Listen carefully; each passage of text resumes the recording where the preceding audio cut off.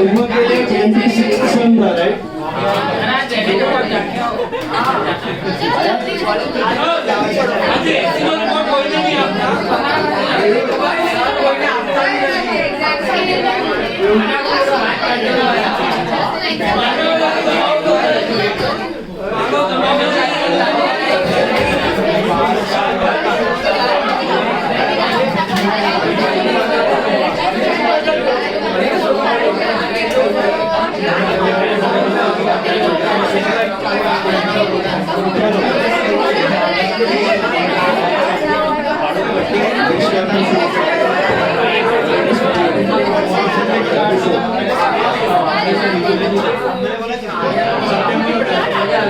वो आया क्या? सिद्धू जैन आया, सिद्धू जैन।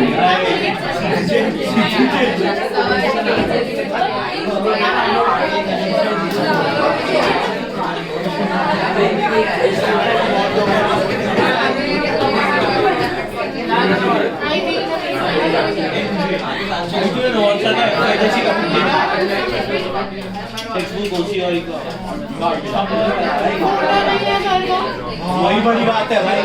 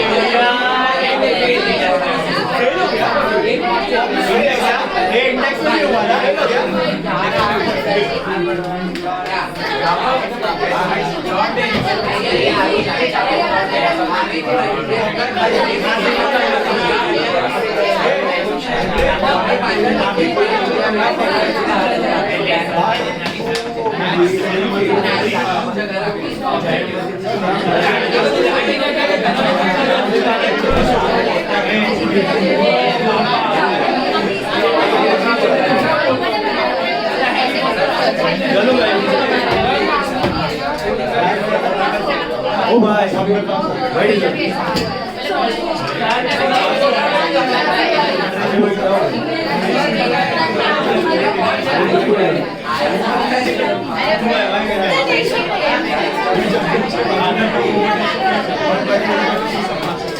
सम नंबर 26 आया आपको।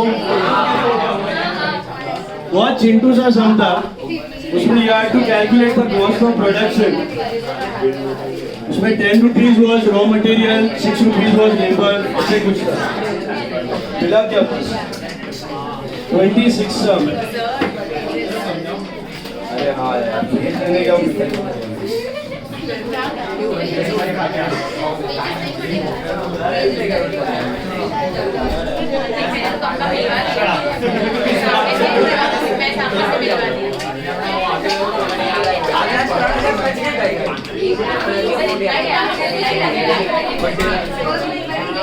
चलो ना। सम नंबर 26, 1 लाख यूनिट्स आपने बनाए थे, उसमें 10 रुपया रॉ मटेरियल कॉस्ट था, 5 रुपया लेबर का, 3 रुपया डायरेक्ट एक्सपेंस था, Japanese collaborator for technology. So basically your total cost was 1 lakh into 10 plus 1 lakh into 5 plus 1 lakh into 3. 8 lakh. 18 lakh. 1 lakh into 18, that is 18 lakh. Is this clear? Got it all of you?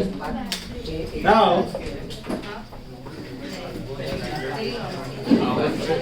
see, listen. We are left with just I think 1 or 2 sums. And then we wind up with this and we start with partnership. All of you take sum number 29.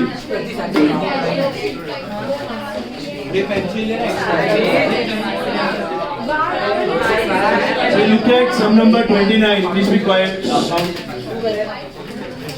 29 sum जरा ध्यान से देखना सब लोग। देखो, 29 star mark करना, उसको दिखने में बहुत चिंदी लगता है बट दिमाग वाला सब है। Focus now, page 79, sum number 29।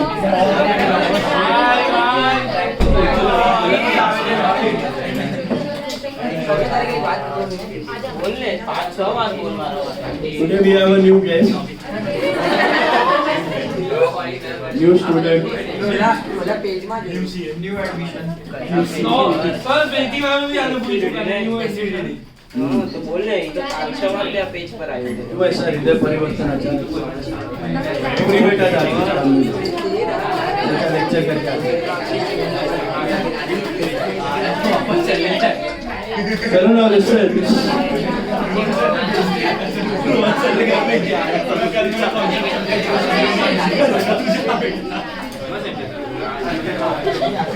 पढ़ता वढ़ता देखते हैं, वीडियो देखते हैं कि नहीं देखते?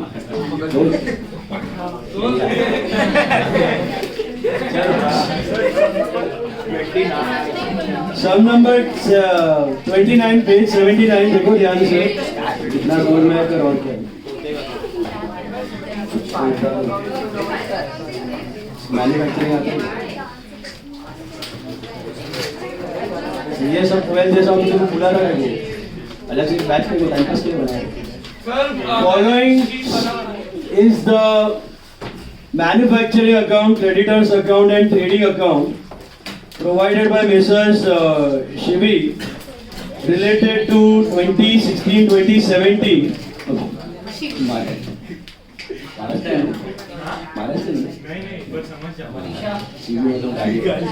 There are certain figures missing from these accounts. Listen now. Chalo. Please focus. Shivi is a name. Maharashtrians would understand. Now, raw material, creditors and manufacturing account. दिख रहा है इधर? एडिशनल इन्फो भी दिया हुआ है। अभी आपका फोकस सबसे पहले you check raw materials account. फटाफट जाओ, क्या है ऐसा?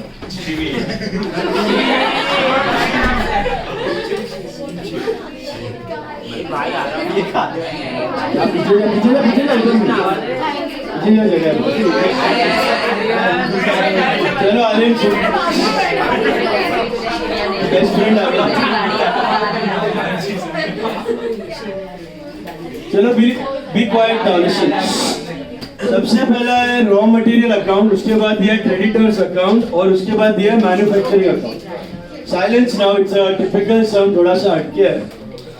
आपको मिसिंग फिगर्स फिलअप करना है। क्या करना है? Missing figures. और नीचे पढ़ो, purchase of machinery worth 10 lakhs has been omitted. Machinery are chargeable at a depreciation rate of 10%. मिला? Wages include the following: paid to factory workers 3 lakhs, paid to labor at office 50,000. Direct expense include the following: electricity charges are 80,000, out of which 30% pertains to the office. Fuel charges are 20,000 and freight inwards are 35,000. Delivery to customers is 20,000. You are required to prepare manufacturing account and raw material account. तो आपको revised manufacturing और revised raw material पूछा है, मतलब कुछ तो गलत है, इसके लिए आपको रिवाइज वाला पूछा हुआ, ठीक है? तो हाउ टू मेक इट, ये पूरा मिसिंग फिगर से अब स्टार्ट कहां से लेंगे? Any idea?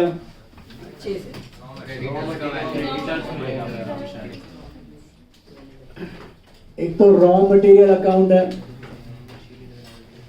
दूसरा है आपका क्रेडिटर्स अकाउंट और तीसरा है आपका मैन्युफैक्चरिंग अकाउंट। ओके, अभी इसमें कुछ फिगर्स दिया हुआ है। I am just writing down the original values. This is to opening stock, this is I think 1 lakh rupees मिला विद 2 क्रेडिटर्स और इधर बाय आरएमसी दिया हुआ है और इधर आएगा बाय क्लोजिंग स्टॉक, वो दिया है क्या क्वेश्चन मार्क। ये तीनों फिगर्स मिसिंग है। क्रेडिटर्स में बाय बैलेंस बीडी दिया हुआ है 15 लाख, टू बैलेंस सीडी भी आई थिंक 6 लाख दिया हुआ है, और टू बैंक दिया हुआ है। इतना पैसा आपने उसको पे ऑफ किया है 22 लाख, और ये फिगर मिसिंग है, ये जो भी रहेगा। और इधर 2 RMC दिया हुआ है कि नहीं है? नहीं है। और क्या दिया हुआ है? 2 वेजेस दिया हुआ है 3,50,000 ये है। 2 डेप्रीसिएशन दिया हुआ है 2 लाख, और 2 manufacturing direct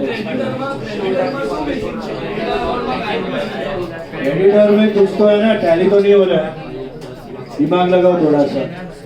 bye trading this is 17,94,000। इसमें आपको क्वेश्चन में पूछा है प्रिपेयर रिवाइज्ड मैन्युफैक्चरिंग और रिवाइज्ड रॉ मटेरियल। ये रिवाइज्ड क्यों दिया है?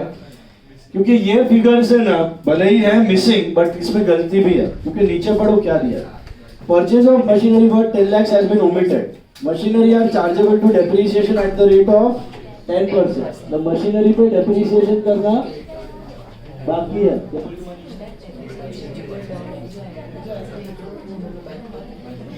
अभी सुनो, मशीनरी पे डेप्री चार्ज करना बाकी है। Wages paid includes the following: paid to factory workers, paid to labour at office, office का भी पड़ा हुआ है उसके अंदर, और डायरेक्ट एक्सपेंसेस उसके अंदर है ना, electricity charge out of it 30% pertains to office, fuel charge और फ्रेट इनवर्स और डिलीवरी चार्ज टू कस्टमर। तो ये सब ऑफिस वाला थोड़ा बहुत खर्चा उसमें पड़ा हुआ है, तो वो होना चाहिए कि नहीं होना चाहिए? नहीं होना चाहिए, गलती से पड़ा हुआ है। तो कैसे करना है इसको सॉल्व? चलो शुरुआत, एनीवन? सबसे पहला इजी तो ये मिल जाएगा। क्रेडिटर्स अकाउंट आपने बनाया था, याद है 4 आइटम्स होते हैं। ये ओपनिंग बैलेंस मतलब शुरुआत में 15 लाख देना था, अच्छा क्लोजिंग मतलब एंड में 6 लाख देना है, ये इतना चुका दिया। तो सारा इतना चुकाने के बाद इतना बचा है, तो ये क्या रहेगा? बाय परचेज रहेगा। तो basically bye raw material, raw material खरीदोगे अगर आप मैन्युफैक्चरर हो तो कितना है? 13 लाख। तो इधर करस्पॉन्डिंग एंट्री टू क्रेडिटर्स आ जाएगा 13 लाख।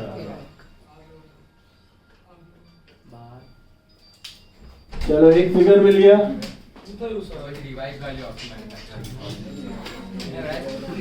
एक फिगर मिल गया आपको, डेबिट माइनस क्रेडिट। शुरुआत में 15 लाख देना था, इतना परचेज किया होगा 13 लाख का रॉ मटेरियल, तो 28 हुआ। 28 में से 22 पे ऑफ किया, तो एंड में 6 लाख देना पड़ा। समझा? Now cut to this account. What is this account? You know, raw material. It is your RMC का नेट अमाउंट। RMC अकाउंट है ये बेसिकली। इसमें आपको मैंने बताया था, अगर याद होगा, मैन्युफैक्चरिंग करते वक्त opening stock of raw material manufacturing debit में जाता है, परचेज उसमें ऐड होता है, और क्लोजिंग स्टॉक वहां से माइनस होता है। बट मैंने एक चीज बोली थी, ये सभी चीजें पहले रॉ मटेरियल अकाउंट में जाती है, फिर नेट जो RMC है वो आपका मैन्युफैक्चरिंग में दिखता है, याद होगा तो ये वो अकाउंट है। इसमें क्या हो रहा है? ओपनिंग स्टॉक डेबिट में मतलब खर्चा, प्लस परचेज डेबिट में मतलब और खर्चा, minus closing stock. Opening plus purchase minus closing stock, तो ये क्या बनेगा? RMC। ये डायरेक्टली जाएगा मैन्युफैक्चरिंग डेबिट में। तो लेजर बनाते वक्त ऐसा अकाउंट दिखता है। हम लोग जब मैन्युफैक्चरिंग बनाते हैं तब डायरेक्टली RMC नहीं लिखते, हम लोग डिटेल दिखाते हैं, opening plus purchase minus closing पूरा। In reality you have this account, opening stock will go to RM account, plus creditors का परचेज ऐड हो जाएगा, minus closing stock is RMC। This RMC goes directly to manufacturing. Okay, तो अभी यहाँ पे सारा 2 figures missing है, तो कुछ नहीं हो सकता। यहाँ से कुछ मिल सकता है, यहाँ से RMC मिल सकता है। कितना होगा RMC? Very good, 10 lakh. तो 10 लाख जाएगा इधर, तो I think you get your closing stock to be 4 lakh. ये 1794 माइनस दिस,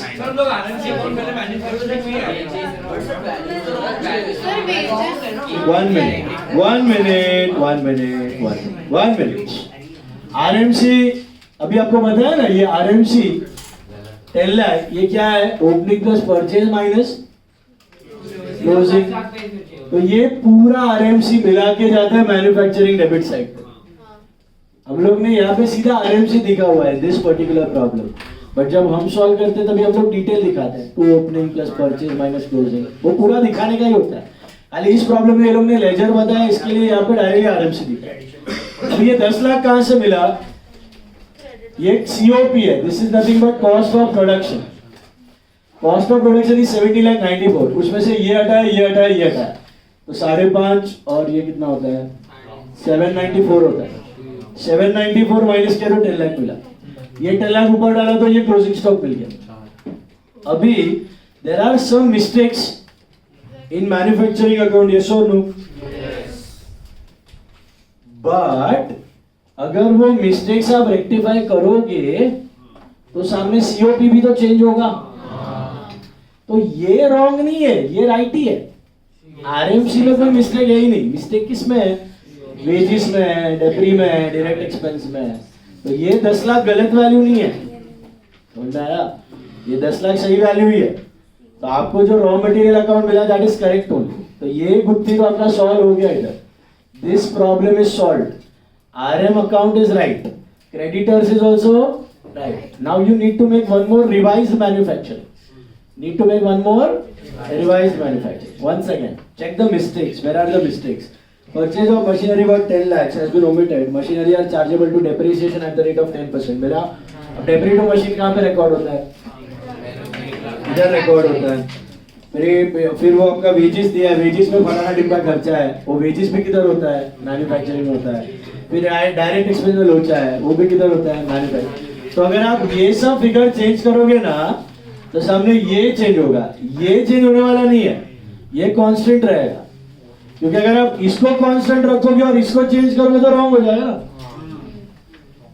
रॉ मटेरियल में कोई गड़बड़ है ही नहीं, रॉ मटेरियल में कुछ दिया रेक्टिफिकेशन का, raw material is right only, तो no need to touch raw material. तो ये रॉ मटेरियल का फिगर्स कहां से मिला समझ में आया? वंस अगेन सबसे पहला क्रेडिटर्स पे मैंने फोकस किया। क्रेडिटर्स को शुरुआत में 15 लाख देना था। क्रेडिटर काय का रहेगा? Finish goods, raw material, WIP किसका रहेगा? Obviously raw material, because you are buying raw material.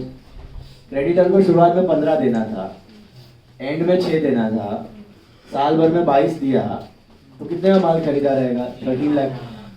शुरुआत में इतना देना था और खरीदा, तो यू हैव टू पे 50 प्लस 18 28, 28 में से 22 चुकाया तो बचा 6। करेक्ट? मैच हो गया। रॉ मटेरियल में भी अपने पास 2 फिगर्स थे। ओपनिंग स्टॉक था 1 लाख और परचेज था 13 लाख। अपने पास ये नहीं था, क्लोजिंग स्टॉक और आरएमसी। तो आरएमसी हमने कहां से ढूंढा? मैन्युफैक्चरिंग से। भले ही ये वैल्यूज गलत है बेटा, बट ये भी तो गलत है। ये दोनों में से ये माइनस किया तो ये तो सही है। रॉ मटेरियल में तो कोई लोचा समझो, मैं इस 2 लाख को बना दूं 2,10,000, तो ये भी तो 1794 से हो जाएगा 1804, बट ये तो 10 लाख ही रहने वाला है कांस्टेंट। समझो मैं ये 350 को बना दूं 3 लाख, 50,000 घटा दूं, तो ये भी हो जाएगा 17,54,000। This is going to remain 10 lakh only ना। तो ये 10 लाख तो राइट ही है, आरएमसी में तो कोई गड़बड़ नहीं है। समझ में आया आपकी बात? तो अभी 1 लाख का ओपनिंग स्टॉक है प्लस 13 लाख का परचेज, 14 लाख में से 10 लाख आरएमसी है, तो क्लोजिंग स्टॉक कितना होगा? 4 lakh. This is your revised raw material account. यही पूछा है ना, रिवाइज्ड रॉ मटेरियल पूछा है, मिला? तो this is your main answer. ये दो को आप वर्किंग नोट बना सकते हो। This is working note 1, this is working note 2. Now there is one more working note you require, that is working note 3. Working note 3 is for finding out revised expenses. क्योंकि हमें ये manufacturing सही वाला है कि गलत वाला है? क्यों गलत है? क्योंकि ये सारा मसाला करना बाकी है नीचे का। तो अभी लिखो उधर, पहले तो नंबर 1 क्या है? Changes depreciation. तो रिवाइज डेप्रीसिएशन नहीं, नोटबुक में ये सब नोटबुक में लिखना है, ये भी लिखना है, ये भी सब नोटबुक में लिखना है, पूरा नोटबुक में लिखना है। इधर लिख कर वो दो करना है, ये नोटबुक में लिखना है मुझे सब, everything in notebook, everything in notebook.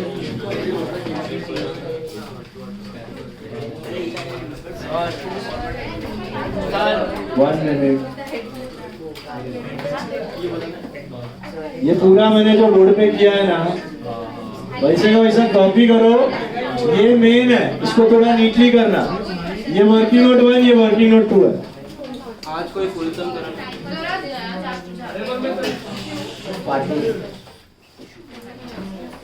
चलो quick.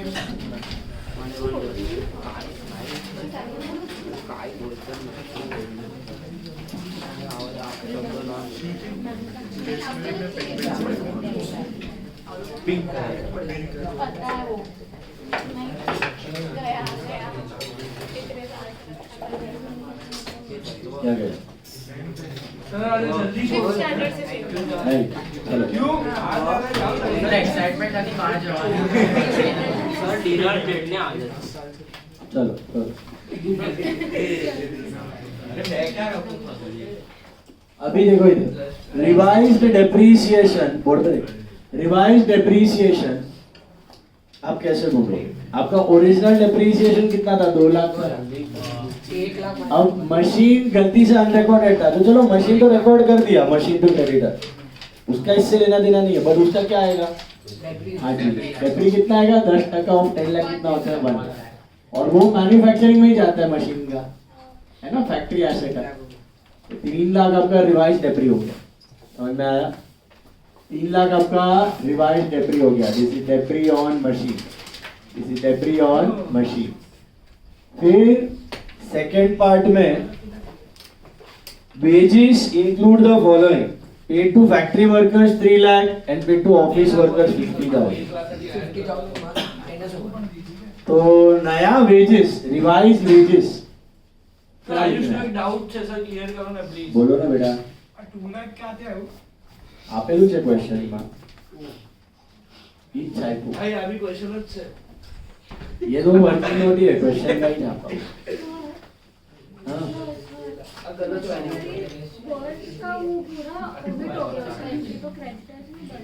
not this, these are raw material creditor, that will be creditors for machine, separate account, separate account, yes।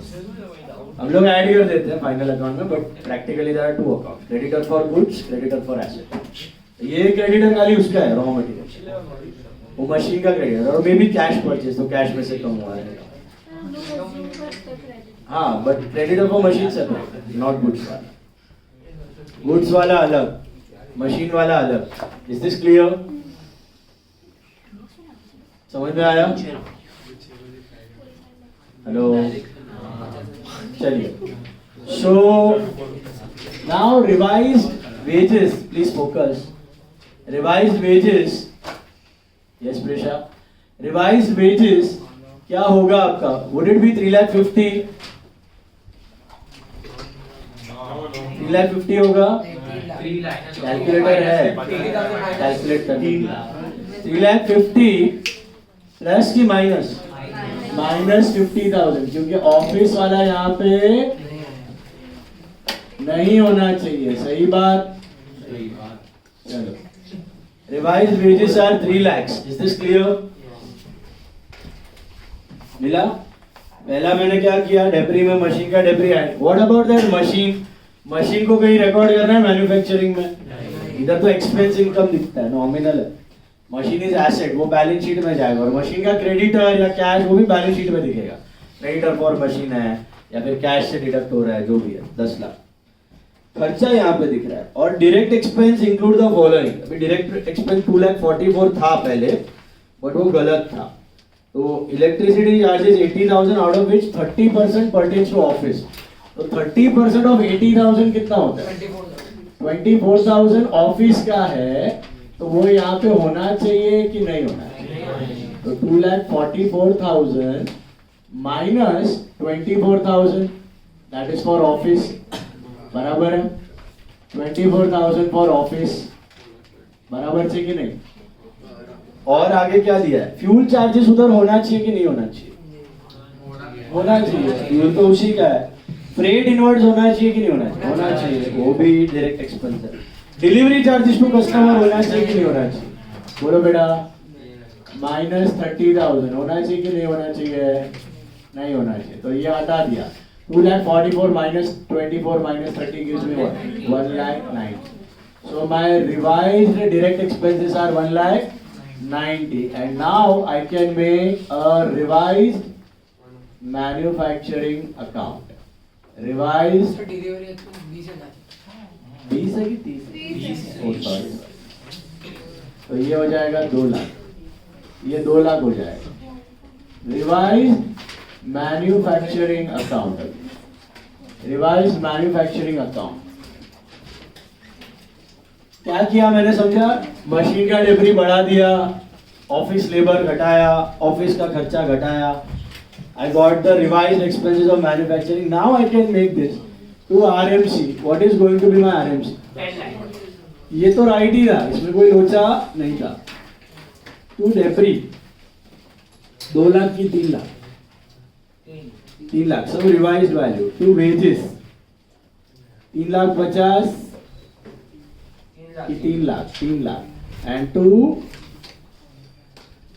direct expense. What is my direct expense now? It is 2 lakhs. So what is my revised cost of production? By trading account, that is nothing but cost of production. Cost of production 18 lakh आ रहा है क्या? Is that right? मिला? Hello.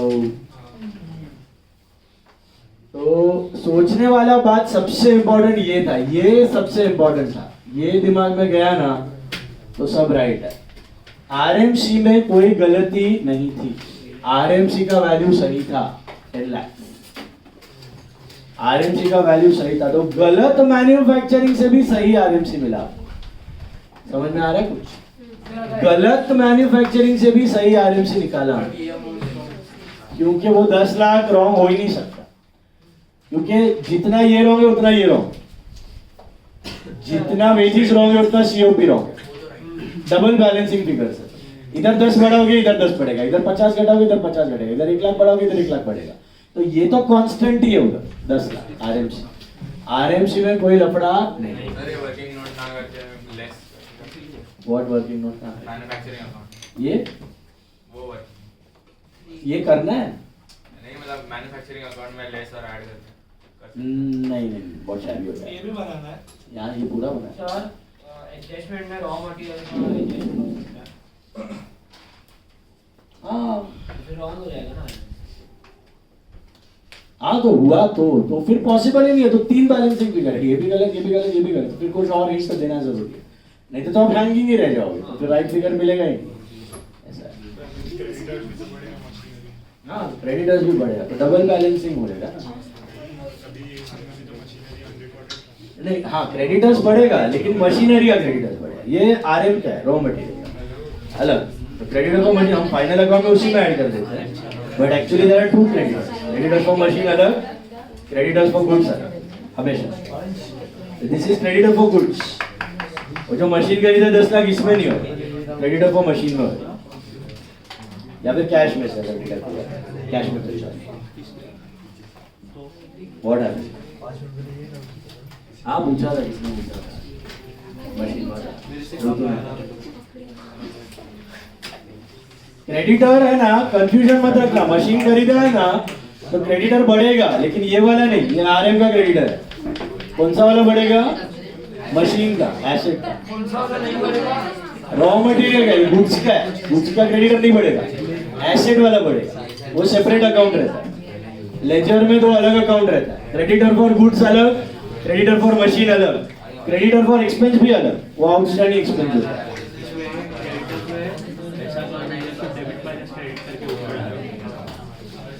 हर जगह मतलब वही है, एक figure missing रहेगा. ओपनिंग स्टॉक दिया है, आरएम दिया, ये दिया तो ये मिल जाएगा. ये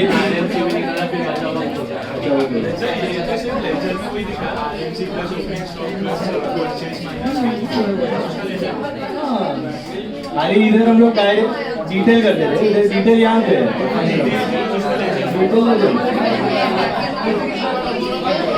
ओके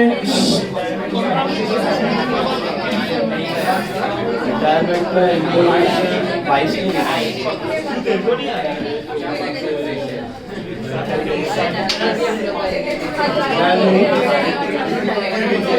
चलो डन। इधर लास्ट ठीक है ना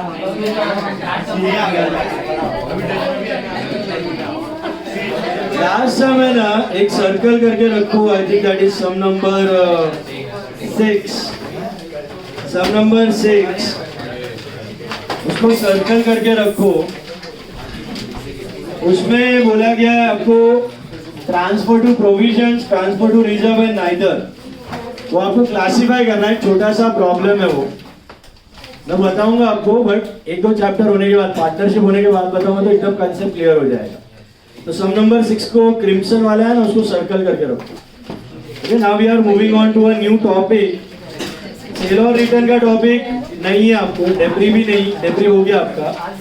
सेल और रिटर्न नहीं है, ओमिटेड है, ओल्ड सिलेबस था। ओके, उसके बाद we are moving on to partnership. So turn to page number 150, page 150। Move to partnership. Index में एक मिनट चले जाओ, मैं आपको बता देता हूँ कुछ टॉपिक्स ओमिट है, ओल्ड सिलेबस में थे, न्यू में नहीं है। देखो इंडेक्स में ना classification, journal, capital, revenue, BRS, recti, final account, debris, उसमें है ही नहीं, ओमिटेड चैप्टर डाला ही नहीं। इंडेक्स में ओमिटेड चैप्टर है ही नहीं, इंडेक्स में जो चैप्टर है वही है बेसिक। चलो अभी turn to intro to partnership, page 150।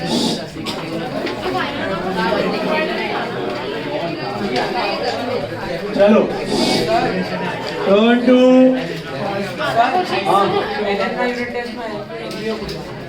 कितनी बार बोला तो सही तुमको, एनएम के यूनिट टेस्ट का एमपीओ है। अगर पढ़ना है तो वीडियो शेयर कर दूंगा, कर लो। वैल्यू नहीं है, मार्क्स कैलकुलेट नहीं होने वाला है। अपना एमपीओ अगस्त में स्टार्ट हो जाएगा, कुछ फर्क नहीं पड़ता। आधा कॉलेज ऐसे भी फेल होता है आपका, मर के ही पास होएगा तुम, 10 के ऊपर मर के आते हो। हाँ, बहुत फालतू क्वेश्चन है। अभी मैं तुमको ऐसा टफ एग्जाम दे देगा, सब फेल हो जाएगा, फिर मैं नाचेगा तो क्या मतलब? What sense does it make in doing stupidity?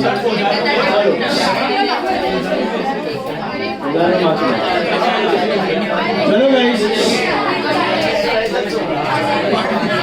Page 150 now, intro to partnership. Very important topic. Please focus.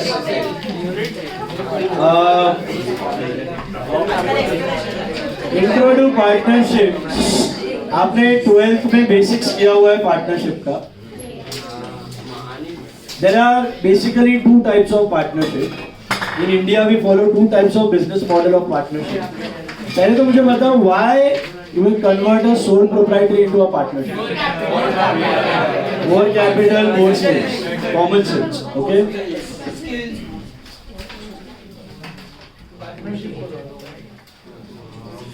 Quiet. More capital and more skills. That's why you form a new partnership. Is it clear? Dyslexic है। मुंह बंद करके भी कर सकता है ये काम। मैंने अभी कुछ बोला ही नहीं है। मेरे को इधर तक आवाज आ रहा है। चुप बैठ। अभी intro to partnership. Basically in India we follow two types of partnership models. एक होता है अनलिमिटेड पार्टनरशिप, एक होता है लिमिटेड पार्टनरशिप। ओके, एक होता है अनलिमिटेड, एक होता है limited partnership. Now please focus. Unlimited partnership में क्या होता है? How is an unlimited partnership form? मेरे को अनलिमिटेड पार्टनरशिप बनाने का है, तो मैं फॉर्म कैसा करेगा? Through an agreement, partnership agreement या पार्टनरशिप डीड। उसमें सारा टर्म्स एंड कंडीशंस लिखा जाएगा और उसको रजिस्टर ऑफ फॉर्म्स के पास रजिस्टर करवा देने का। तो रिटर्न डीड रजिस्टर करवा दिया, partnership comes into existence. Partnership का डीड रिटर्न कंपलसरी नहीं है इंडिया में, it is only compulsory in Maharashtra, but it's always better to have a written agreement so that you can show it in the court of law as an evidence in case of disputes. Unlimited partnership का main खासियत है liability. The liability of the partners are unlimited. मतलब personal properties can be attach. अगर आपका business liabilities में आपका business में पैसा खत्म हो गया तो personal property can be attach. That is the main peculiarity of unlimited partnership. Plus the joint liabilities are joint and separate. मतलब one for all for one. सबका गलती है सब भुगतेगा, एक का गलती है तो भी सब भुगतेगा. मैं डिसॉल्यूशन में आपको पढ़ाने वाला हूँ. ये एक बंदा इंसॉल्वेंट होता है तो बाकी दो उसको झेलेगा, दो इंसॉल्वेंट होता है तो तीसरा अकेला झेलेगा. भले उनको झेलते झेलते वो बैंकरप्ट क्यों ना हो जाए, बट उसको करना पड़ेगा because he is into a partnership. Because he is into a partnership. So that is the main problem. इस प्रॉब्लम को थोड़ा बाईपास करने के लिए we have another partnership that's called LLP, limited liability partnership. LLP Act was established in the year 2008, launched in the year 2009 in India. LLP US का concept है. Abroad countries में LLP आता था पहले, अभी इंडिया में भी आता है बहुत सारा LLP. In fact nowadays most of the partnerships get registered under LLP, limited liability partnership. बहुत मस्त. इनफैक्ट पार्टनरशिप अनलिमिटेड भंगारी है, करना ही नहीं चाहिए किसी को. अगर पार्टनरशिप करना है तो get registered under LLP, limited liability partnership. What is a limited liability partnership? नाम में ही लिखा है liability of all the partners are limited. चांदी चांदी. तो इसमें क्या होता है, बिजनेस में रिस्क टेकिंग एबिलिटी बढ़ जाता है कि भैया जो पैसा लगा है वही डूबेगा, घर बार प्रॉपर्टी तो अटैच होने वाला लेकिन फ्रॉडुलेंट मोटिव से किया तो सारा लायबिलिटी अनलिमिटेड हो जाएगा. अगर मोटिव निकला बाहर लॉसेस के बाद, फ्रॉडुलेंट मोटिव से किया हुआ है, जेन्युइनली बिजनेस करने नहीं आता है, भंगार होकर बंद हो गया अनिल अंबानी के जैसा, तो ठीक है, तो अलग बात. बट फ्रॉड किया, विजय मल्ल्या है, नीरव मोदी है, भले ही कंपनी चला रहे थे, लिमिटेड लायबिलिटी होता है वहां पे, but personal properties can be attach. LLP का भी वही रूल है. दूसरा खासियत है कि अनलिमिटेड पार्टनरशिप में मेंबर्स पे रेस्ट्रिक्शन है. मिनिमम 2 एंड मैक्सिमम 50 होता है. LLP में कोई रिस्ट्रिक्शन नहीं है. Minimum 2 and maximum unlimited. Upper limit कोई दिया ही नहीं है. और एक्ट भी अलग है. वो गवर्न होता है इंडियन पार्टनरशिप एक्ट, ये गवर्न होता है LLP act. Is it clear?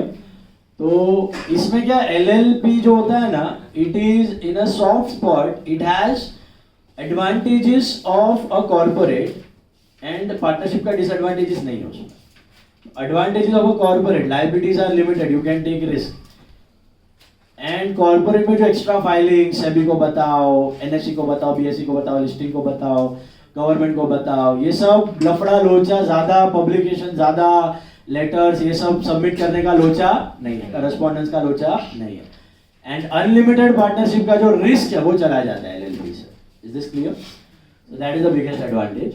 But theory में आप लोग जो पढ़ने वाले हो that is unlimited partnership. 12th में भी वही पढ़ा है और CA में भी वही करने वाले. LLP के प्रॉब्लम्स आपको नहीं है.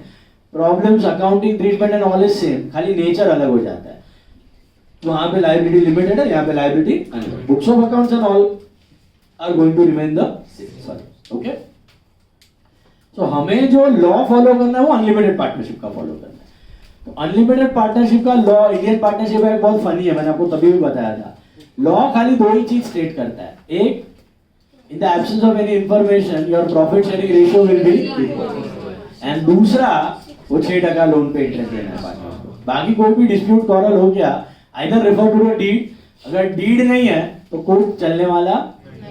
सैलरी टू पार्टनर देने का है कि नहीं देने का है, लॉ बोलता है कुछ, law is silent. Interest on drawings, law is silent. Interest on capital, law is silent. Remuneration to partner, law is silent. Commission to partner, law is silent. तो अगर ये सब चीजें चाहिए तो डीड में डालो.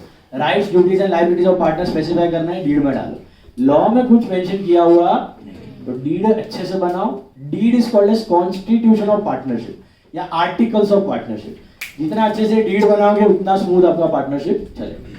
What is the deed? Rules and regulations of the partnership. तो डीड अच्छे से बनाओ, कुछ लोचा है डीड को फॉलो करो. डीड अगर साइलेंट है तो लॉ तो साइलेंट ही है. लॉ में कुछ है ही, लॉ में खाली दो ही चीज स्पेसिफाई करके दिया, पार्टनरशिप का ratio, profit sharing ratio and अपना लोन का इंटरेस्ट 6%. वो डेड पार्टनर हो या रिटायरिंग पार्टनर, सबका लोन पे 6% इंटरेस्ट मिलना चाहिए. Okay. Now coming back to the unlimited partnership, problems are related to unlimited partnership. Take the very first problem, page number 151 पे question number 1. Now we are starting with partnership partnership के unit में total 5 या 4 chapter आप बोल सकते हो, 4 chapters you are having in all. उसमें आएगा सबसे पहला आपका intro to partnership and goodwill, फिर आएगा एडमिशन ऑफ अ पार्टनर, फिर रिटायरमेंट, फिर डेथ और डिसॉल्यूशन। ओके, ये सारा चैप्टर्स पूरा पार्टनरशिप को कवर करता है। ओके, तो intro to partnership and goodwill is a small topic, तो let's start with intro to partnership and goodwill. इसमें आपको बेसिक्स ऑफ पार्टनरशिप, जो मोस्ट ऑफ द थिंग्स आपने 12th में किया हुआ, थोड़े बहुत नए हैं, वो सीखोगे आप यहाँ पे। ओके, तो देखो, these all sums and all the problems and everything of goodwill and everything in the chapter is based on which partnership? Unlimited limited liability partnership theory का है। True or false theory में आया तो उन words में 4 marks के लिए आप लिख सकते हैं। See question 1 now, page 151. P&Q commenced business in partnership on 1st January 2016. Commenced business मतलब ये उनका पहला साल हुआ। No partnership agreement was made either oral or written. भाई लोग को बहुत भरोसा था एक दूसरे पे, तो no agreement at all. They contributed 50,000 and 80,000 respectively as capital. In addition, P also advanced 40,000 on 1st July 2016. What is this? Loan. Advanced means loan. Underline that. Advanced means loan. Loans and advances. Advanced means loan. Additional capital दिया तो ये introduce additional capital ऐसा दिया होगा। Advance means loan. On 1st July 2016 P went abroad to visit his sick friend on 1st April 2016. Business start हुआ था आपका जैन में, 1st April में बंदा गया है आपका उसका दोस्त को मिलने को, and could not attend to the partnership business up to 30th June, April में जून 3 महीना अब्रॉड था। The profits for the year ended 31st December 2016 amounted to 60,600. Disputes having been arisen between them for sharing the profits. P claims, अभी dispute हो गया। P claims he should be given interest at the rate of 12% on capital and on loan. उसको 12% चाहिए, interest on capital, interest on loan. Profit should be distributed in proportion of capital. ऐसा कौन बोल रहा है? P. क्यों बोल रहा है कि नहीं, net profit should be shared equally. He should be allowed a remuneration of 2000 per month during the period of peace friends illness. बोला वो 3 महीना में एक्स्ट्रा काम किया, मेरे को 2000 रुपया रेम्युनरेशन दो per month. Interest on capital and loan should be given at 7%। ये क्यों बोल रहा है? You are required to settle the dispute between them and distribute the profits according to law. State the reasons for your बोलो। क्यों बोल रहा है कि इक्वल होना चाहिए, पर 5:8 का रेशियो, तो वो क्यों बोलेगा काम करने को? वो थियरी है, 80-50 पकड़ के जा, अपना अपना टोक रहा है। जनरली जिसका ज्यादा रहता है वो ज्यादा मांगता है, 80-50 कैपिटल पकड़ ले दोनों, ऐसा सोच। तो बेसिकली दोनों आर्ग्यूमेंट्स में बोल रहे हैं हमको अलग पीएसआर चाहिए, एक को कैपिटल रेशियो चाहिए, एक को इक्वल रेशियो चाहिए। सम बराबर फ्रेम नहीं किया, 80-50 कैपिटल होना चाहिए था, पी का ज्यादा होना चाहिए, क्यू का कम होना चाहिए, तो वो आर्ग्यूमेंट बराबर होता। सही बात। बट आर्ग्यूमेंट में कुछ क्या है ये लोग कि एक को 60% चाहिए, एक को 9% चाहिए, एक को ये चाहिए, फलाना डिमका चाहिए, लेकिन अग्रीमेंट और डीड तो है ही नहीं। तो आंसर लिखना है अपने को, हम लोग इधर जज बनेंगे। लिखो, हम लोग जजमेंट पास करें। हमारे पास पी और क्यू आ गए, तो हम लोग आंसर लिख देंगे।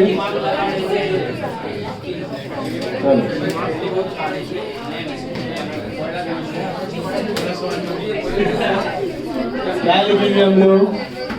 In the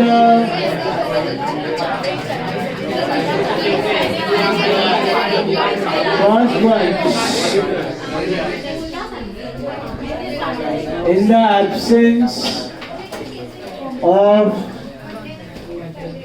any partnership deed, ये मॉड्यूल सब है, मॉड्यूल सब है ये, ध्यान दो। in the absence of any partnership deed, provisions of Indian Partnership Act 1932 shall be applicable. In the absence of any deed, Provisions of Indian Partnership Act 1932 shall be applicable. बराबर ना 1932 का Indian partnership act. Negotiable instrument act is 1881. अभी आगे Indian company जाएगा 2013 और LLP है 2008. चलो then contract act कर रहे हो ना अभी आप 1851 क्या है 1870 वो भी बहुत पुराना.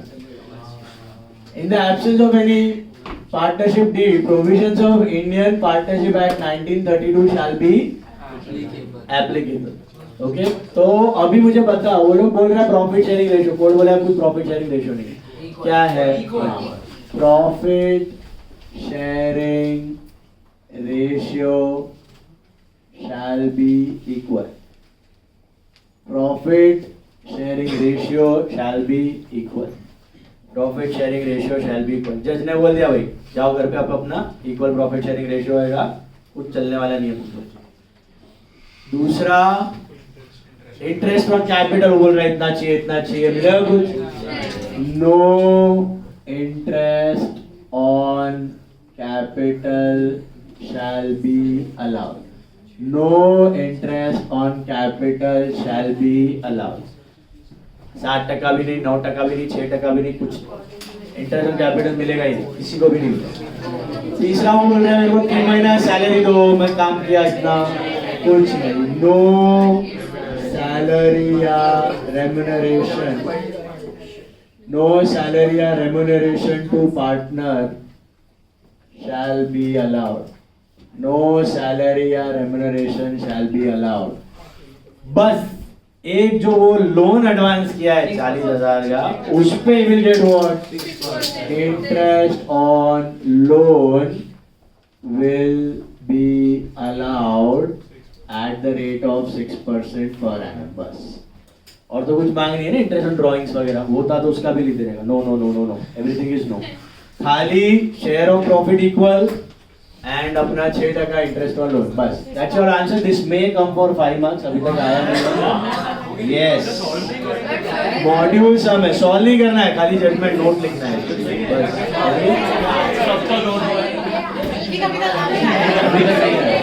चलो मॉड्यूल का समय समझ में आया ये वाला. Please be quiet guys. Now all of you take sum number 3. उससे पहले कंसेप्ट समझो, अभी नया है ये वाला. क्लियर है? क्वेश्चन बहुत सिंधी था, सिंपल रखना है. जो भी क्वेश्चन में सबको no no no no no, खाली share of profit equal interest on loan 6%, बस बाकी सब कुछ नहीं मिलने वाला. Now what is this new concept? This is called P&L appropriation account. पहले एक्चुअली 12th में भी था, निकाल दिया उसको, अभी CM है, बट वो होता है practical. What is a P&L appropriation account? So when you make final accounts, usually we make just 3 accounts or rather 4. 3 accounts and a balance sheet. We make trading account, we make P&L account, we make capital current and a balance sheet. है ना? In reality 4 account और balance sheet बनता है. पहले बनता है trading. Trading का gross profit gross loss जाता है P&L में. फिर P&L जिधर खत्म होता है ना, उधर एक और अकाउंट बनता है P&L appropriation account.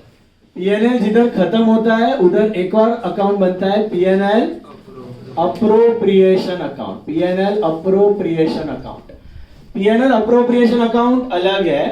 It is not P&L adjustment account. What is P&L adjustment account? Revise account. साल के बीच में अगर चेंजेस करना है तो P&L एडजस्टमेंट. P&L सस्पेंस अलग है. वो P&L और P&L एडजस्टमेंट यूज नहीं कर सकते तो P&L सस्पेंस थर्ड ऑप्शन बचता है आपके पास, डेथ में जो आपने किया था शेयर ऑफ प्रॉफिट के लिए. P&L अप्रोप्रिएशन तो हमेशा का अकाउंट है, P&L के साथ चिपका हुआ रहता है, हम लोग नहीं करते हैं. वो क्यों बनाया जाता है? This account is made to show the internal transactions between partners and business. Basically ये अकाउंट में सब डिविजन ऑफ प्रॉफिट्स दिखता है. क्या दिखता है? सब डिविजन ऑफ प्रॉफिट्स. मतलब बेसिकली ये अकाउंट में जो भी एक्सपेंसेस होता है वो टैक्स डिडक्टेबल नहीं होता. ये अकाउंट में जो भी एक्सपेंस आप दिखाओगे वो tax deducted. How do you calculate tax on any business? It is on profits. Profits कैसे मिलता है? Income minus expenses. तो हम जब फाइनल अकाउंट्स करते हैं तो we take all incomes and all expenses in PNL. But in reality partner सारे इनकम सारे एक्सपेंस पीएनएल में नहीं डालते. एक्सटर्नल एक्सपेंस और इनकम पीएनएल में डालते हैं. जो पार्टनर और बिजनेस के बीच का है वो इसमें जाता है. जैसे कि salary to partner, commission to partner, interest on capital, interest on drawings, बस यही 4 चीजें. Transfer to reserves. You know what is transfer to reserve? हाँ, प्रॉफिट में से थोड़ा पैसा जनरल रिजर्व में डाला, प्रॉफिट में से थोड़ा पैसा रिजर्व फंड में डाला, रेवेन्यू रिजर्व में डाला, वो सब इधर दिखता है. किसमें दिखता है? PNL approach. 12th वाले फाइनल अकाउंट में ये 2 अकाउंट अलग दिखाने का 12 वाले में दोनों साथ में रहता है. पूरा मसाला पीएनएल में दिखाते हैं. यहाँ पे पीएनएल में क्या दिखाने का? बाकी सब इनकम एक्सपेंस. और पार्टनर को जो देना है या पार्टनर से जो लेना है वो कौन से अकाउंट में दिखता है? PNL approach. बस वही अलग. हमने पीएनएल का ही थोड़ा पार्ट अलग कर दिया. It is a part of PNL but we have shown it separately. तो जैसे कि फॉर एग्जांपल आपका नेट प्रॉफिट आया यहाँ पे, to net profit carried down, let's say 50,000. तो ये net profit final net profit नहीं है. ये बाहर का इनकम और एक्सपेंस का सब एक्सपेंस मिला के जो प्रॉफिट आया वो है. टैक्स इस प्रॉफिट पे भरोगे आप. टैक्स किस पे भरोगे? इस 50,000. अब ये नेट प्रॉफिट अगर हम 12th करते तो सारा एक्सपेंस इनकम दिखा के उसको कैपिटल में डाल देते, है कि नहीं? इधर आपको क्या करना है? ये नेट प्रॉफिट कैपिटल में नहीं डाल के पीएनएल अप्रोप्रिएशन में डालेगा. Bye net profit brought down, this is transferred from PNL. Transferred from PNL 50. अब ये जो नेट प्रॉफिट है इसके बाद जो एक्सपेंसेस दिख रहा है ना आपको, जो पार्टनर और बिजनेस के बीच में हो रहा है, जैसे कि सैलरी टू पार्टनर, जैसे कि salary to partner, let's say ए को 2,000 देना है, बी को 3,000 देना है, तो this is 5,000. Let's say interest on capital, interest on capital A को 10,000 देना है, बी को 5,000 देना है, ये हो गया 15,000. Let's say there is interest on drawings, interest on drawings, interest on drawings A से 5,000 लेना है, बी से 3,000 लेना है, let's say 8,000. Then there is transfer to reserves, transfer to reserve, general reserve. मतलब प्रॉफिट घटा, जनरल रिजर्व बढ़ा, एक रिजर्व घटा, एक रिजर्व बढ़ा, इसमें से 5,000 आपने जनरल रिजर्व में डाला. अब जो नेट प्रॉफिट आएगा, to net profit carried down, to net profit carried down, this is 58 minus 25, this is 33,000. This is the profit you transfer it to capital. ये A और B का जो भी है. आप जब 12th का फाइनल अकाउंट्स करते हो ना तो ये सारा मसाला पीएनएल में रहता है. आप जब 12th का फाइनल अकाउंट्स करते हो तो ये सारा मसाला पीएनएल में रहता है. बट जब आप अभी करोगे सीए में तब 12th का अलग और पीएनएल अलग और पीएनएल अप्रोप्रिएशन अलग. पीएनएल अप्रोप्रिएशन में क्या दिखाने का? जो पार्टनर्स को मिल रहा है, पार्टनर्स और बिजनेस का आपस का लेन देन, इन सबको कहा जाता है सब डिवीजन ऑफ प्रॉफिट. क्या कहा जाता है? Sub division of profit. का मतलब इसमें कोई ऐसी चीज नहीं है जो आपका जेन्युइन एक्सपेंस है बिजनेस का, जो आप थर्ड पार्टी को दे रहे हो. ये आपस में पार्टनर्स ही खा रहे हैं. तो ये सब चीजें है ना टैक्स पर्पस के लिए नहीं कंसिडर होती है. ये कोई भी चीज टैक्स डिपार्टमेंट अलाउ नहीं करेगा. टैक्स आपको किस पे भर रहे हैं? 50. आप बोल रहे हो नहीं मेरे बिजनेस का प्रॉफिट तो 33 है. बोलेगा दिखा क्या एक्सपेंस है? बोला सैलरी. किसको दिया? खुद को. तो मैं तो सारा ही सैलरी ले लूं, प्रॉफिट को 0 बता दूं, टैक्स भरूंगा ही नहीं. समझ आ रहा है बात? तुम पार्टनर्स है ना तो तुम ओनर है, तुम्हारा रिटर्न प्रॉफिट्स है, सैलरी तुम्हारा रिटर्न है ही नहीं. तो तुम दिखा रहे हो अपने तसल्ली के लिए दिखा रहे हैं. इंटरेस्ट ऑन कैपिटल, हाँ इंटरेस्ट ऑन कैपिटल किसको दे रहा है? खुद को. इंटरेस्ट ऑन ड्रॉइंग किससे ले रहा है? खुद. पार्टनर खुद ही को खुद को दे रहा है. हाँ बिजनेस, बट बिजनेस बराबर है, बट पार्टनर से ही आ रहा है ना कि थर्ड पार्टी से आ रहा है. वो तो मैं कल उठ के इंटरेस्ट ऑन ड्रॉइंग्स का रेट डालूं 50% in my deed, interest on capital डालूं 40% in my deed. Who is stopping me? Act तो साइलेंट ही है. Act is silent. तो I can put whatever rate I want and I can manipulate the figures however I want. तो tax वाला एड़ा थोड़ी है. वो तो चेक करेगा बराबर। तो ये सारी चीजें अलाउेबल एक्सपेंस और इनकम में आती है कि नहीं? तो बेसिकली इसीलिए हम लोग क्या करते हैं, पीएनएल अलग रखते हैं, पीएनएल अप्रोप्रिएशन अलग रखते हैं, मगजमारी नहीं। इसमें बाहर वाला इनकम और एक्सपेंस या जेन्युइन एक्सपेंस और जेन्युइन इनकम, जैसे कि पार्टनर ने अगर अपना जगह रेंट पे दिया है बिजनेस को, पार्टनर ने अगर अपना जगह रेंट पे दिया, तो अगर आप बाहर वाला जगह लेते तो आपको रेंट भरना ही पड़ता, तो आप वो rent is an allowable expense. Partner ने बिजनेस को लोन दिया है, कैपिटल नहीं, लोन दिया है, तो आप बाहर से लोन लेते तो भी आपको इंटरेस्ट भरना ही पड़ता, तो वो आपका पीएनएल में जाएगा। बट जो चीजें सब डिविजन ऑफ प्रॉफिट है, व्हाट इज सब डिविजन ऑफ प्रॉफिट? ये चार ही आइटम है सब डिविजन ऑफ प्रॉफिट, और कोई आइटम आने वाला क्या है? ये चार आइटम। सैलरी में सब आ गया, सैलरी, कमीशन, रेम्यूनरेशन सब आ गया, salary, commission, remuneration to partner, सब। Is it clear?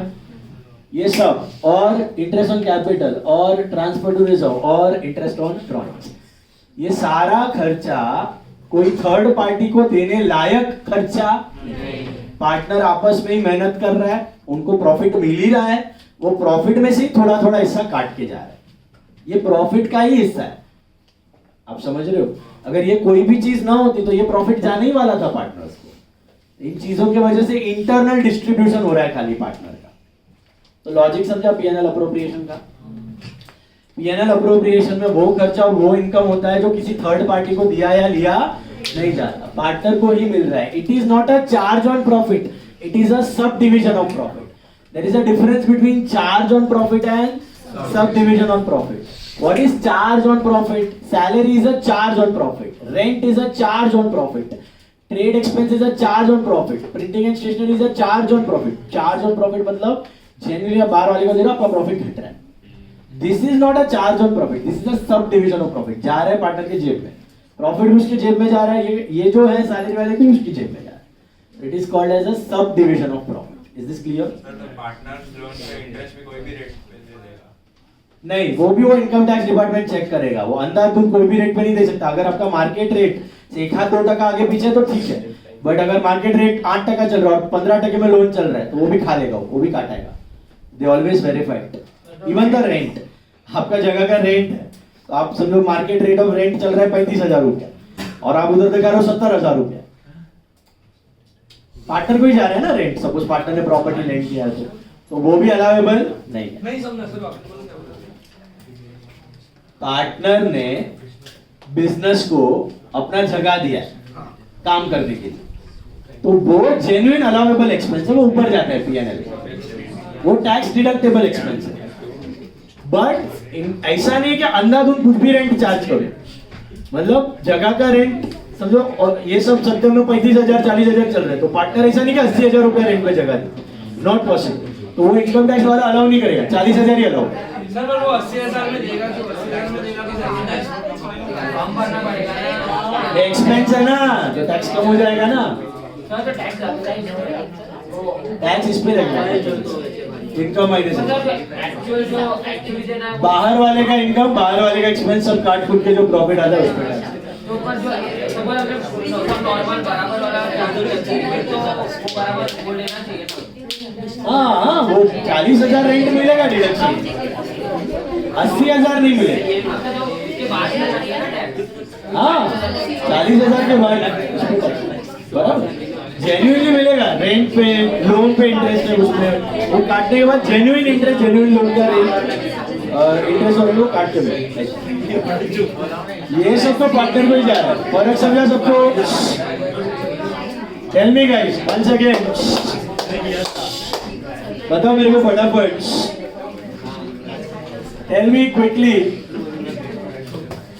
PNL account और पीएनएल अप्रोप्रिएशन में फर्क क्या है? पीएनएल अप्रोप्रिएशन में बाहर वाले का एक्सपेंस इनकम नहीं होता, बिजनेस और पार्टनर्स का ही डीलिंग होता है, वो अपने आप को ही आप पे कर रहे हो, तो it is not a charge on profit, it is a sub division of profit, it is a division of your own profit.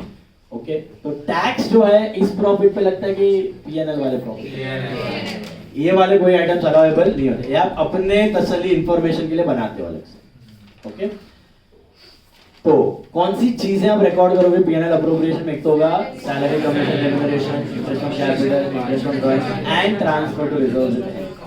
Transfer to reserves है सैलरी, कमीशन, रेम्यूनरेशन सब। Is this part clear? अभी read question number 3। PMQ start a business on 1st Jan। Start का मतलब क्या बेटा?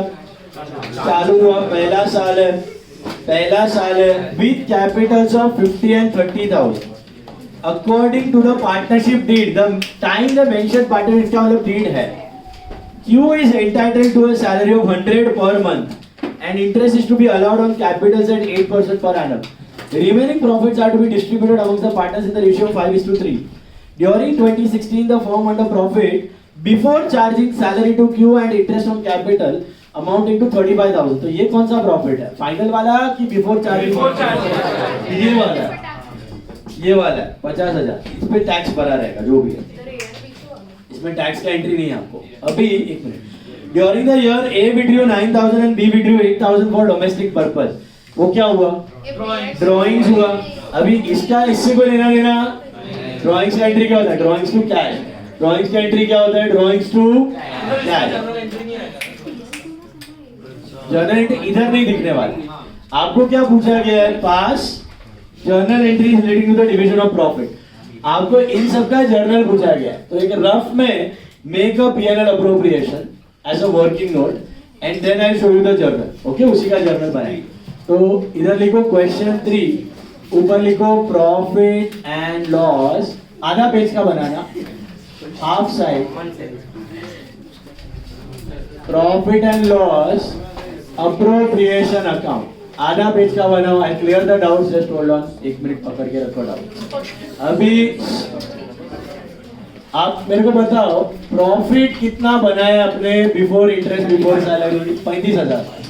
तो क्या होगा? बिजनेस का ट्रेडिंग से पीएनएल बना रहेगा, पीएनएल में 35 का प्रॉफिट आया रहेगा, तो सीधा कैपिटल में नहीं जाएगा, पीएनएल से जाएगा पीएनएल अप्रोप्रिएशन। तो उधर आएगा to net profit carry down, इधर आएगा by net profit brought down. इधर लिखने का ट्रांसफर फ्रॉम पीएनएल। सर एक ऑल्टरनेट प्रॉफिट है जो ऊपर 35 35 मिला ना अपने को। ये वो वाला है 50 जिसमें आप टैक्स भरते हो। इसमें भी टैक्स कैलकुलेशन नहीं है, इसलिए हम लोग वही पकड़ के चल रहे हैं 35। बाकी इस पर टैक्स डिडक्ट होता है। अभी 35 मिला। क्या क्या रिकॉर्ड करना बाकी है? सैलरी है कुछ चेक करो सब। तो लिखो टू सैलरी टू पार्टनर। किसको देना है बेटा? सिर्फ क्यू को कि पे क्यू दोनों को? 100 पर मंथ है तो इंटू 12 करना है 1200। एक को नहीं है ना सैलरी, एक को ही है। अच्छा, इंटरेस्ट ऑन कैपिटल है कि नहीं है? है। किसको देना है? पी और क्यू दोनों को। What are the capital? I think 50 and 80 की 30, 50 एंड 30।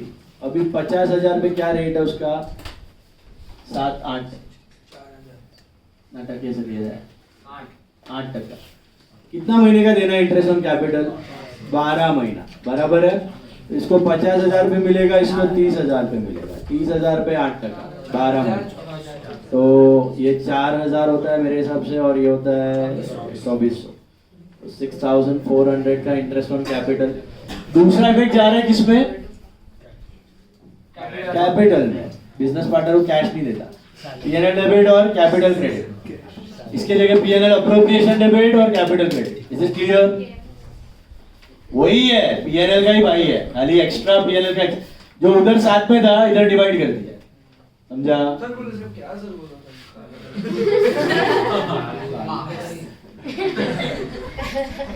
टैक्स किस पे भरना होता है?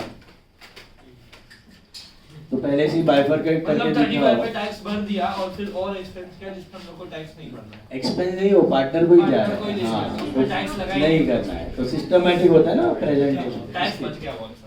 बचा नहीं है, सादा भरा है, सादा भरा है, बचा नहीं है। इधर प्रॉफिट कम हो रहा है, इधर प्रॉफिट ज्यादा है। इंफॉर्मेशन अलग अलग दिखाओगे तो आसान पड़ेगा ना अपने लिए, उसके लिए। 35 पे टैक्स आप लोग माइनस इस पे भरा है, यहाँ पे 35 पे भरा है। हाँ यहाँ पे 35 पे भर दिया है। हाँ, और फिर हम लोग उसी का भी सब डिविजन कर रहे हैं, थोड़ा थोड़ा वो लोग को सैलरी दे रहे हैं, इंटरेस्ट दे रहे हैं और बाकी का प्रॉफिट डिवाइड कर रहे हैं। ये पार्टनर्स को ही जा रहे हैं, थर्ड पार्टी को नहीं जा रहे हैं। तो इंफॉर्मेशन बेटर रहेगा ना, अपना कितना है बाहर वाले का कितना है दिखाने का। अभी मेरे को बताओ, do you have any interest on drawings? है नहीं है? तो यही final net profit carried down, इधर लिखना है transferred, net profit carried down between A and B, transferred to capital, sorry, P and Q transferred to capital.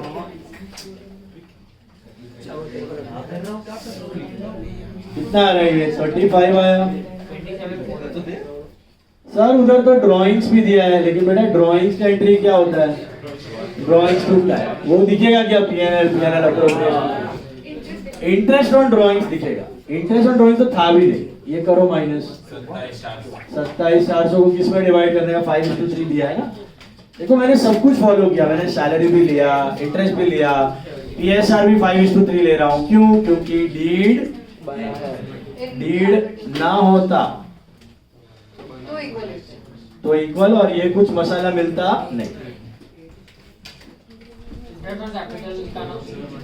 कितना आ रहा है? 5:3 डिवाइड करो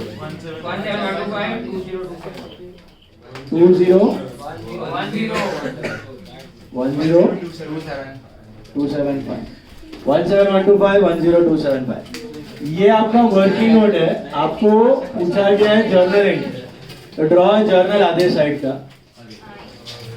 जर्नल एंट्रीज के लिए जर्नल ड्रॉ करो। क्या ड्रॉ जर्नल? हाँ जी, ड्राइंग्स कंफ्यूज करने के लिए दिया। Drawings is just for confusion.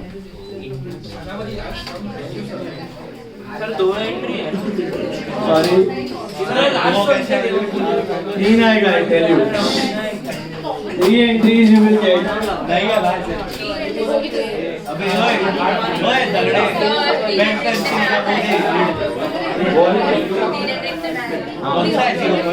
I will drop a journal. अभी इसका वो तरीका है एंट्री पास करने का। सुनो, बोर्ड में देखो, याद करो आपने एडजस्टमेंट एंट्रीज किया था। Look at the board. You know what is the entry for salary to partner? You know? नहीं, it is salary to partner to partners capital. Salary to partner account debit to partners capital. Interest on capital है, it is interest on capital to capital. ये एक तरीका है। या फिर दूसरा तरीका है सबके लिए P&L appropriation debit to capital. P&L appropriation debit to capital, दोनों राइट है। बेटर है, आई विल सजेस्ट पहला वाला, क्योंकि उसमें अलग अलग आपको डिस्टिंक्शन दिखेगा। इसमें सबका कॉमन एंट्री आ जाएगा, तो बेटर है वो अलग अलग वाला दिखाओ। ओके, लिखो लिखो लिखो लिखो, फटाफट लिखो। फर्स्ट एंट्री आएगा आएगा, लिखो। चलो write down first entry, write down the first entry guys quick. पहला entry, write down the first entry, salary to partner account debit to salary to partner account debit to Q's capital account. Q को मिला है ना, तो salary to partner account debit to Q's capital account. Salary to partner account debit to Q's capital account. Salary to partner एक જ છે। नहीं नहीं, salary to partner account debit बोल रहा हूँ यार। Salary to partner account debit to Q's capital account. This is 1200 being salary payable to Q, being salary payable to Q, being salary payable to Q लिखा। इसका एक और variation है entry का, सुन लो क्या लिख सकते हो आप, P&L अप्रोप्रिएशन टू कैपिटल, ये डेबिट वो credit. It's basically what you have done is, see entry है salary to capital and P&L appropriation to salary. तो आपने सैलरी कट कर दिया, तो नेट एंट्री क्या बना, P&L अप्रोप्रिएशन टू कैपिटल।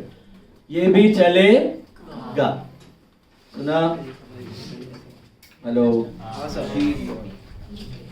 पहला लिखा salary to partner account debit to Q's capital.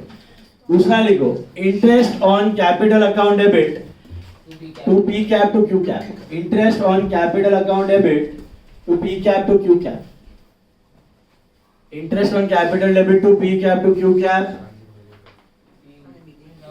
being interest on capital charge, being interest on capital charge, being interest on capital charge।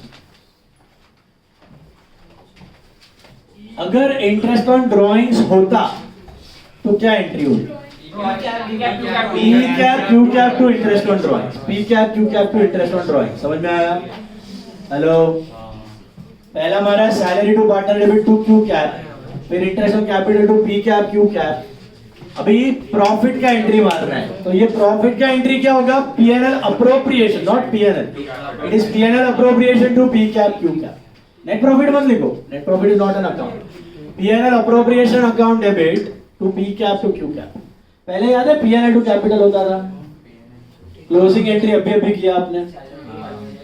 Net profit का closing entry याद है कि नहीं, P&L to capital, उसकी जगह P&L appropriation to capital. So P&L appropriation to P cap to Q cap, P&L appropriation to P cap to Q cap.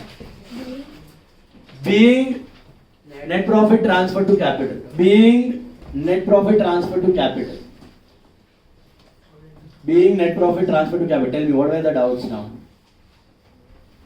Last entry શું કરી તમે? P&L appropriation to P cap to Q cap, કઈ ચીજની entry છે? profit, being net profit transfer to capital। और क्या doubt था पीछे, और किसी को था पीछे? सॉर्टेड है, पक्का? बोलो बोलो। तो understood the concept of P&L appropriation। What is P&L appropriation? It's an extension of P&L जो हम 12 में मर्ज कर देते, 12 में एक साथ दिखाते हैं। हेलो, और CA में उसका टुकड़ा कर देते, पार्टनर और बिजनेस का अलग अलग। समझ में आया? अभी टेक द नेक्स्ट सम। आपका क्वेश्चन नंबर 4 जो है ना, देखो क्या दिया है, not homework. Amar, Akbar and Anthony are partners in a firm, they have no agreement. देखो वापस focus guys, they have no agreement in respect of profit sharing ratio, interest on capital, interest on loan advanced by the partners, remuneration, etc. In the matter of distribution of profits, they have put forward the following claims. First, Amar, who has contributed maximum capital, demands an interest on capital at the rate of 12% and a share of profit in capital ratio, but Akbar and Anthony do not agree. Akbar has devoted full time for running the business and demands a salary at the rate of 1500 per month, but Amar and Anthony do not agree. Anthony demands an interest on loan of 1000 advanced by him at the market rate of interest of 10%. Abhi, how shall you settle the dispute? Prepare a P&L appropriation account after transferring 10% of the divisible profit to reserves. The net profit before taking into account any of the above claims amounted to 55,000 at the end of year 1 of business. अभी आपको पूछा गया है, कोई deed नहीं था, तो dispute settle करना है और P&L अप्रोप्रिएशन बनाना है। तो पहले तो स्टेटमेंट लिखो, इन the absence of any info, in the absence, ये वाला यही है, सेम ही है। इन द एब्सेंस पूरा सेम है, पूरा सेम है, ये छाप दो पूरा, ये लिखा हुआ है, मैंने इरेज नहीं किया। તો જ્યારે બી ડીડ ના બદલી હોય ત્યારે આ જ લખવાનું. हाँ जाने भी जाओ आवे कि देयर इज नो रीड तो लखी दे वाला बस एग्जैक्टली संपूर्ण अभी आगे पीएनएल अप्रोप्रिएशन भी पूछा है पहले इतना लिखो पीएनएल अप्रोप्रिएशन में बना रहा हूँ ऊपर वाला पार्ट कॉपी कर लो सेम टू सेम ये पहले कंक्लूजन जाएंगे फिर उसके ऊपर जो मतलब जो अमाउंट पेएबल होगा वो पीएनएल अप्रोप्रिएशन आएगा। अभी पीएनएल अप्रोप्रिएशन पूरा बनाएंगे हम लोग मतलब जो एक्चुअल डीड के हिसाब एक्ट के हिसाब से इक्वल प्रॉफिट शेयरिंग रेशियो और जो चीज अलाउएबल है वो रिकॉर्ड Shut up. पहले ऊपर वाला पार्ट कॉपी कर लो उसके बाद इस बिजनेस का पीएनएल अप्रोप्रिएशन बनाएंगे हम लोग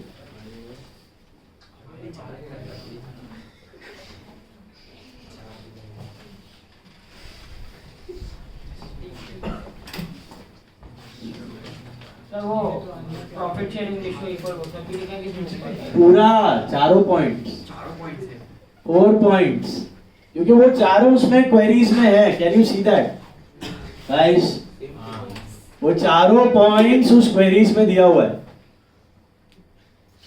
चारों पॉइंट उधर क्वेरी में दिया हुआ है कि सैलरी देना है कि नहीं इंटरेस्ट ऑन कैपिटल देना है कि नहीं और क्या पूछा उसने इंटरेस्ट ऑन लोन क्या रेट से रहना चाहिए और प्रॉफिट शेयरिंग रेशियो वो चारों पॉइंट का आप इधर कंक्लूजन दे रहे हो कि भैया कुछ नहीं मिलेगा सिर्फ शेयर ऑफ प्रॉफिट इक्वल रहेगा और लोन पे 6% मिलेगा अब ऐड करूं कर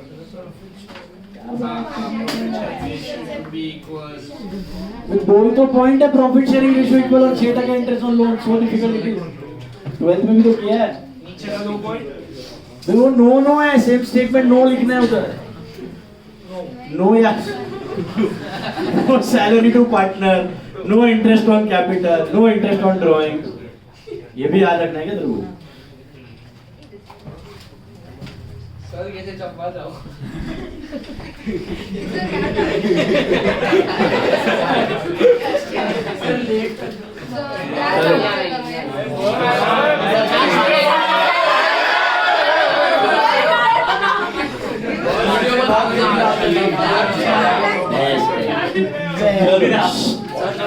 काम करो ना इससे बेस्ट कुछ नहीं है मार्केट इससे बेस्ट रेटिंग सर बोलो ना नहीं आ गया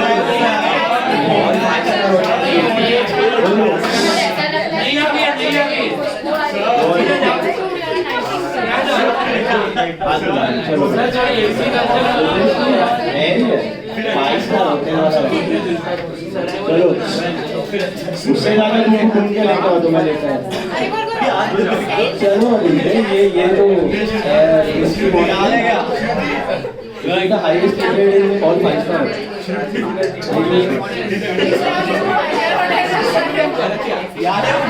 ये लेके आया अभी सुनो फोकस नाउ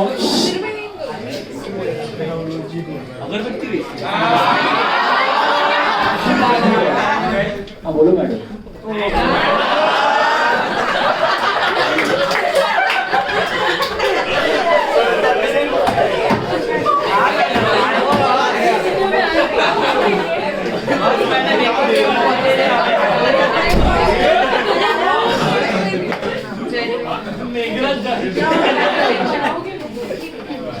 अगर जोइन स्टार अरे ना भाई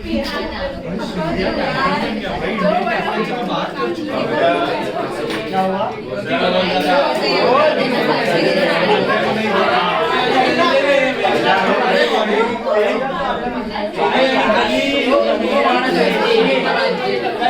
अरे भाई प्रूफ है उसके बिल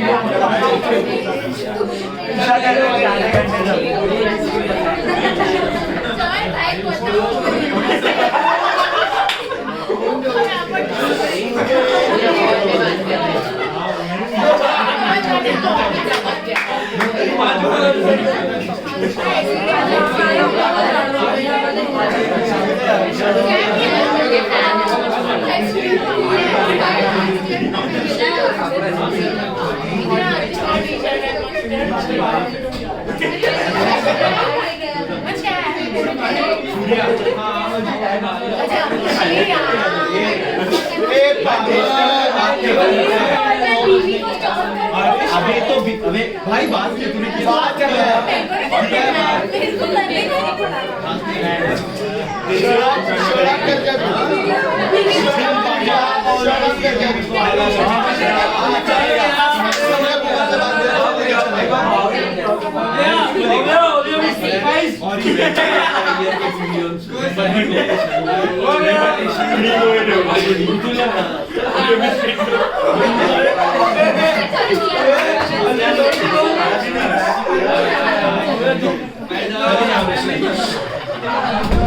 चार पॉइंट लिखा, अभी सुनो। पीएनएल अप्रोप्रिएशन बनाना है इसका, तो इट्स वेरी सिंपल। इधर हाँ बस 5-6 लाइन, 5-6 लाइन। इसमें मुझे बता उसका प्रॉफिट्स कितना हुआ है। प्रॉफिट्स सुनो ध्यान से। Profits before any of the above adjustments is 55,000. Now this is a no partnership deed का problem. So no partnership deed मतलब will there be any salary to partner? No. Will there be any interest on capital? No. Will there be any interest on drawings? No. Share of profit होगा, transfer to reserve होगा, 10% उनको करना है, और interest on loan होगा, बराबर है। अब सुनो ध्यान से, उसका प्रॉफिट बिफोर ये सारा आइटम से 55,000, बट इंटरेस्ट और लोन एक ऐसा आइटम है ना जो पीएनएल अप्रोप्रिएशन में नहीं आता है, वो पीएनएल में आता है। इधर आता है। तो while writing the net profit, ध्यान से देखना है यहाँ पे, नेट प्रॉफिट ब्रॉट डाउन जब आप लिखोगे ना, तब do not write it as 55,000, it will be 55,000 minus the interest on loan at the rate of 6%, which is 60 rupees. How come 60? You know, उसका लोन कितना है? 1,000 का लोन है, तो interest on loan in the absence of any deed कितना rate से मिलता है उसको? 6% फॉर 12 महीना, that is 60. Did you get it? तो 60 रुपीज समझ में आया इंटरेस्ट ऑन लोन? नहीं, लोन 1000 है, उस पे उसको 6% से इंटरेस्ट मिलेगा।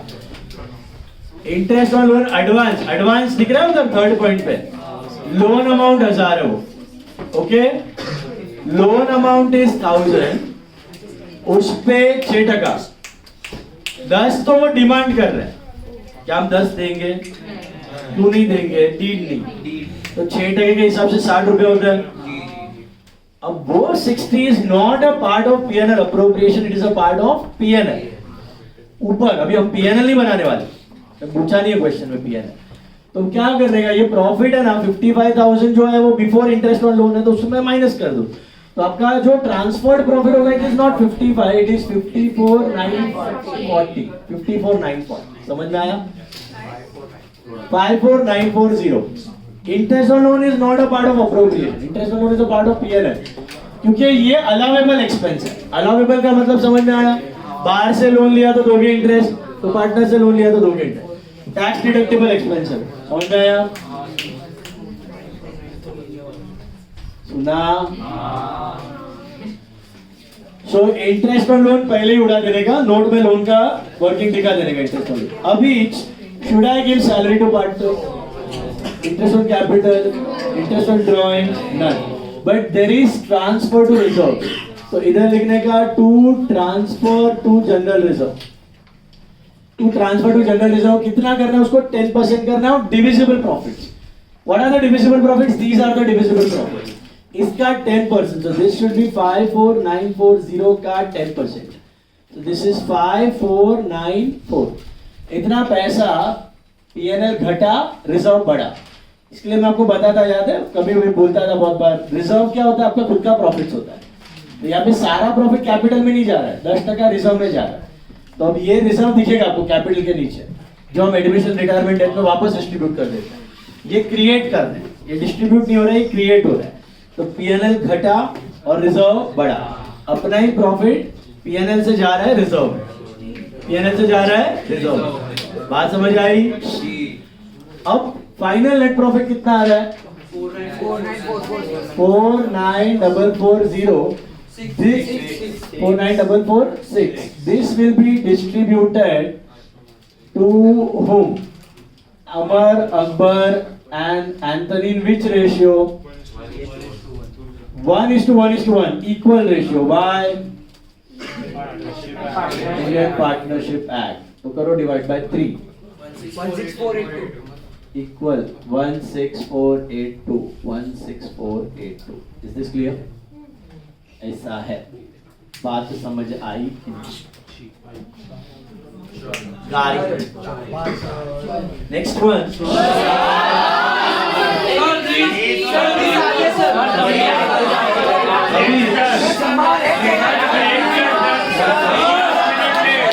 Sum number.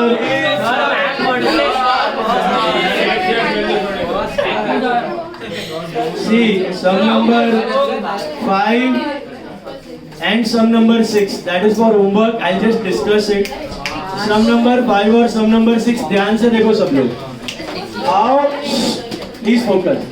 How shall you? अरे sorry. Sum number 5 देखो. A and B start a business on 1st Jan 2016 with capitals of 30 and 20. Start मतलब चालू किया पहला साल है. According to the deed देखो. The moment you see the word deed तो सब कुछ दे देगा. B is entitled to a salary of 500 per month and interest is to be allowed on opening capital at 6% per annum. देगा कि नहीं? देगा. Remaining profits are to be distributed among the partners in the ratio of 5:3. वो तो करना है 5:3 में. During 2016, the firm earned a profit before charging salary and interest on capital that is 25,000. That is this profit. 25. इसमें कोई interest on loan नहीं है. अभी during the year A withdrew 8 and B withdrew 10 for domestic purpose. Prepare P&L appropriation. Drawings इधर दिखेगा नहीं, but आधा P&L appropriation. अब P&L appropriation बना लोगे. अब क्वेश्चन 6 पढ़ो. पूरा क्वेश्चन सेम है. आपको पूछा है prepare partners capital account. Final account करते थे.